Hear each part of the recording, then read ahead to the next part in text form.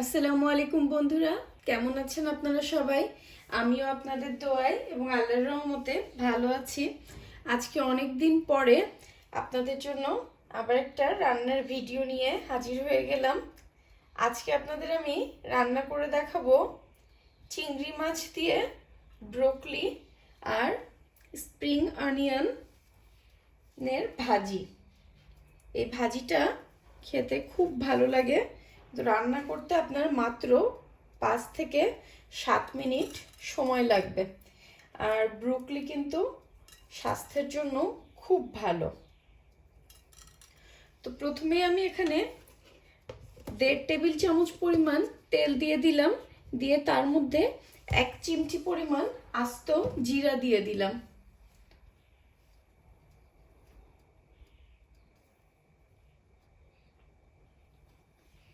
এরপর এর মধ্যে আমি 3-4টা রসুন কুচি করে দিয়ে দিব।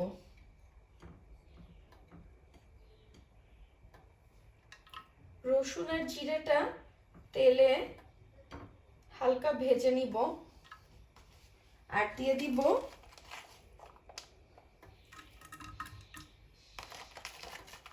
1.5 টেবিল চামচ পরিমাণ পেঁয়াজ কুচি। পেঁয়াজটা আমি একটু মোটা মোটা করে কেটে দিয়েছি।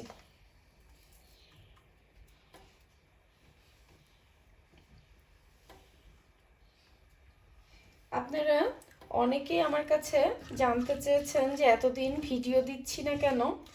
আসলে হঠাৎ করে এই মাসের মাঝামাঝি সময়ে, মানে কি এই মাসের না, এই মাস তো মাত্র শুরু হলো, জুন মাস আর কি, মে মাসের মাঝামাঝিতে হঠাৎ করে আমি এখন যে বাসায় আছি এই বাসার বাড়িওয়ালা আমাদেরকে জানায় যে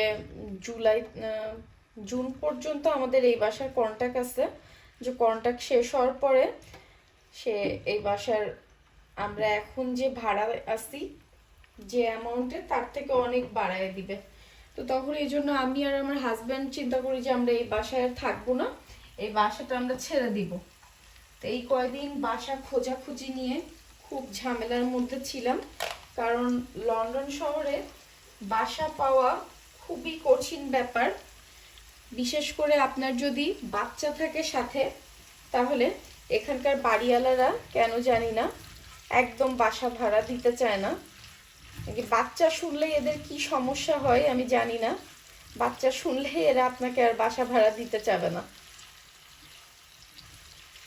তা আল্লাহর অশেষ রহমতে আমরা অবশেষে বাসা পেয়েছি। এই জুলাইয়ের 1 তারিখে আমরা বাসা চেঞ্জ করব। এই জন্য এই সময় আমি এইসব নিয়ে একটু দৌড়াদৌড়িতে আসি বলে আর ভিডিও করা হয় না। আমার আসলে যখন মন ভালো থাকে না বা আমি কোনো বিষয়ে একটু আপসেট থাকি, আমার তখন কোনো কাজ করতে ইচ্ছা করে না, চুপচাপ শুয়ে বসে খালি থাকতে ইচ্ছা করে, কারোর সাথে কথাও বলতে ইচ্ছে করে না, কোনো কাজও করতে ইচ্ছে করে না। এখন বাসাটা পাওয়ার পরে একটু মনটা ভালো লাগছে, তাই আজকে ভাবলাম আপনাদের সাথে একটা ভিডিও আবার শেয়ার করি। ইনশাল্লাহ বাসাটা চেঞ্জ করার পরে আমি আবার তখন প্রতিদিন চেষ্টা করব আপনাদের সাথে আবার ভিডিও নিয়মিত শেয়ার করার। রসুন আর পেঁয়াজটা আমি তেলে হালকা ভেজে নিয়ে তারপর এর মধ্যে আমি 10-15টা মতো চিংড়ি মাছ দিয়ে দিব।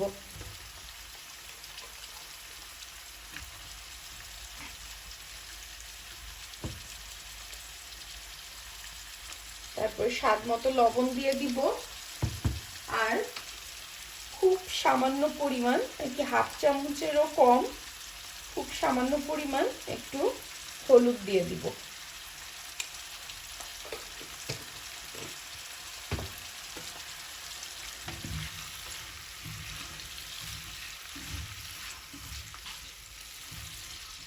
চিংড়ি মাছটা 2-3 মিনিট একটু ভেজে নিব।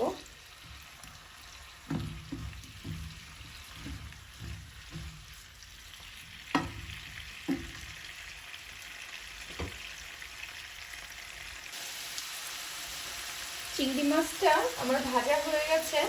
এখন এর মধ্যে আমি আগের থেকে আমি যে ছোট ছোট করে ব্রোকলি কেটে রাখছি সেটা দিয়ে দিব। এখানে আমি একটা ব্রোকলির অর্ধেকটা পরিমাণ কেটে নিয়েছি। আর এই ভাজিটা কিন্তু যখন করবেন তখন চুলার আঁচটা হাই হিটে দিয়ে রাখবেন, কারণ ব্রোকলি বেশি সিদ্ধ হয়ে গেলে কিন্তু খেতে ভালো লাগে না। ব্রোকলি সবসময় একটু হালকা কাঁচা কাঁচা থাকলে, শক্ত শক্ত থাকলে খেতে ভালো লাগে।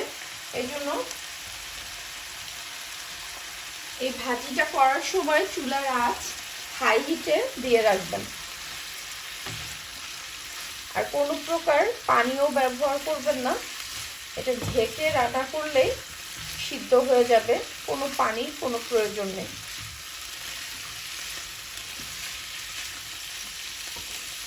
এর মধ্যে এখন আমি কেটে রাখা 3-4টা স্প্রিং অনিয়ন দিয়ে দিব আর 4টা আস্ত কাঁচামরিচ দিয়ে দিব। সব একসাথে খুব ভালো করে মিক্স করে দিব।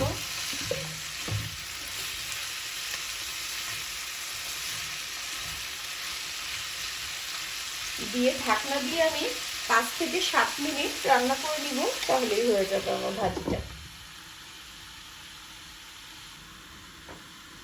2-3 মিনিট হয়ে গেলে একটু ভাজিটা নেড়ে দিতে হবে, উপর নিচ করে দিলে।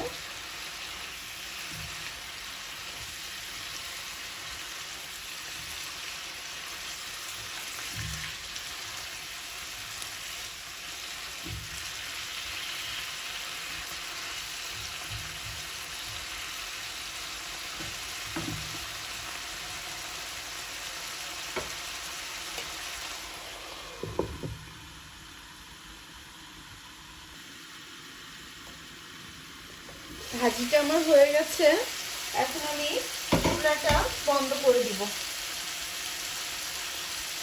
ভাজিটা দেখতে যেমন সুন্দর লাগছে, খেতেও কিন্তু খুব ভালো লাগবে।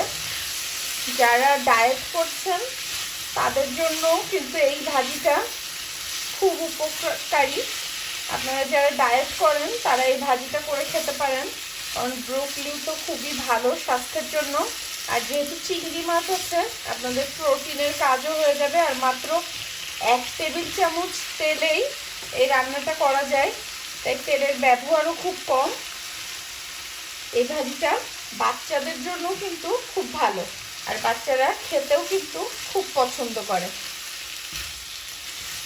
এইভাবে আপনারা একবার হলেও ভাজিটা করবেন, আমি আশা করি আপনাদের সবার এই ভাজিটা খুব পছন্দ হবে।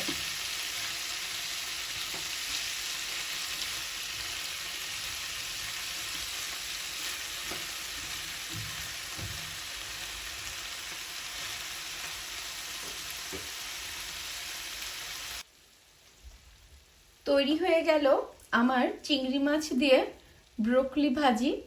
আশা করি আজকের রান্নাটা আপনাদের সবার খুব ভালো লেগেছে। আজ তাহলে এখানেই বিদায় নিচ্ছি।